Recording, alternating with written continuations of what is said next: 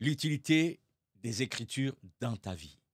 Bienvenue sur Affermir ma foi, afin de ne plus être un enfant flottant à tout vent de doctrine par la tromperie des hommes. Ici, Jean Ndinsil.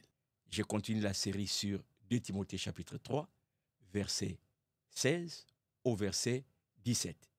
Si tu n'as pas encore écouté les 2 premières vidéos, je te conseille de commencer par là pour comprendre la suite. Et la suite, toute écriture est inspirée de Dieu et utile pour enseigner. C'est là que nous nous sommes arrêtés dans la dernière publication. Aujourd'hui, j'aimerais ajouter pour convaincre. Mais je reviens d'abord sur pour enseigner. Enseigner, je l'ai détaillé dans la vidéo précédente, les différentes formes. Qu'est-ce qu'on peut comprendre par enseigner? Entre autres, transmettre des valeurs, encadrer, former. Et aujourd'hui, convaincre, ça ne demande pas des explications, mais je vais faire quand même des explications pour nous aider dans cette exhortation, cette méditation. Comprenons aussi convaincre dans le sens de démontrer, prouver.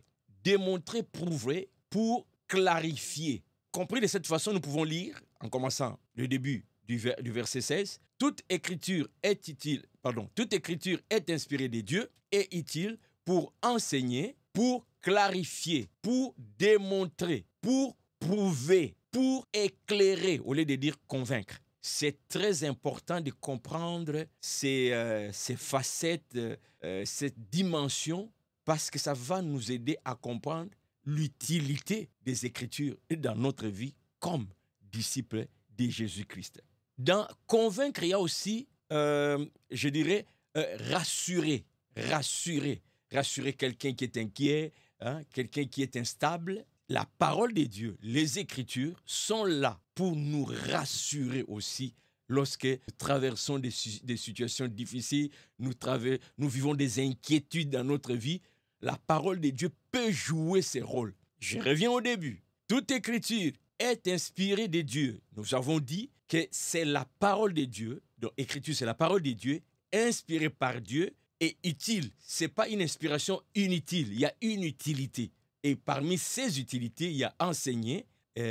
Retourne dans la vidéo précédente. Et aujourd'hui, je parle il y a aussi l'utilité de convaincre, donc de rassurer. Je suis dans les doutes. C'est pourquoi souvent dans les églises, les pasteurs vont évoquer des versets qui nous rassurent que Dieu est là. Ne crains pas, Dieu est avec toi. Je ne te laisserai pas, je ne t'abandonnerai pas. C'est ça aussi, convaincre, rassurer. Ne vous inquiétez de rien, rassurer. La parole de Dieu joue ce rôle. Il y a aussi dans le sens de, par convaincre, faire voir la vérité, faire la démonstration de la vérité, enlever les mensonges et amener la vérité, éclairer. La parole de Dieu qui a été inspirée par Dieu a une utilité. Et parmi les utilités de la parole, nous avons ce rôle d'amener la lumière, de clarifier une fausseté, d'amener la vérité. C'est la parole de Dieu qui joue ce rôle dans notre vie. Et c'est important, comme disciple de Jésus, de comprendre ces aspects-là. Il ne suffit pas seulement de se traîner avec la Bible, chose de plus en plus rare dans certains milieux. Bon, je comprends. Maintenant, avec les numériques, on peut se promener avec sa Bible ou ses Bibles dans son téléphone. Il n'y a pas de problème. Mais il ne suffit pas seulement de dire « j'ai une Bible ». Encore faut-il comprendre, elle sert à quoi? Aujourd'hui, je voulais m'attarder sur convaincre. Elle sert à me convaincre, à nous convaincre, à nous rassurer, à nous éclairer, à amener la vérité, à enlever la fausseté. Ça joue tous ces rôles en moi, les Écritures. Est-ce que tu as compris ça, mon frère? Sinon, je te conseille de retourner toutes les vidéos que j'ai faites sur cette série, de méditer personnellement. Commente si tu as autre chose à dire là-dessus.